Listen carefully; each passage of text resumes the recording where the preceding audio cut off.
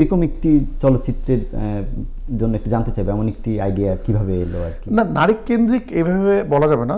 নারী কেন্দ্রিক পুরুষ কেন্দ্রিক বলতে কোনো কিছু নাই, এটা আমরা বলি আর কি, বলতে মানে বলার জন্য বলি। আসলে সিনেমা সবসময় সিনেমাই হয়। আপনার যদি খেয়াল করে দেখেন পৃথিবীর বড় বড় যে উৎসবগুলো হয়, সেটা অস্কার হতে পারে, সেটা কান হতে পারে, হোয়াট এভার, যেই হয়, সেখানে কোনোদিনও একটা সিনেমাকে এভাবে করে বলে না কিন্তু, যেটা ফিমেল কেন্দ্রিক ছবি অথবা পুরুষ কেন্দ্রিক ছবি আমরা বলি আর কি।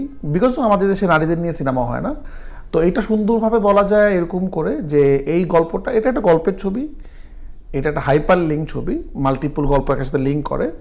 এই গল্পটাকে ডোমিনেট করছে নারীরা। এক একটা গল্প এক একটা রকম ক্যারেক্টার ডোমিনেট করে, কিছু ক্যারেক্টার, কিছুরা হিরো ডোমিনেট করে, কিছু হিরোইন ডোমিনেট করে। এইটা নারী চরিত্রগুলাই এই গল্পটাকে ডোমিনেট করছে, তাদের গল্পই ফুটে উঠেছে। বাট আমি নারী কেন্দ্রিক বলতে চাই না, কারণ নারী কেন্দ্রিক বললে এটাকে আলাদা মনে হয় একটা, তো আলাদা কাতারে ফেলতে চাই না।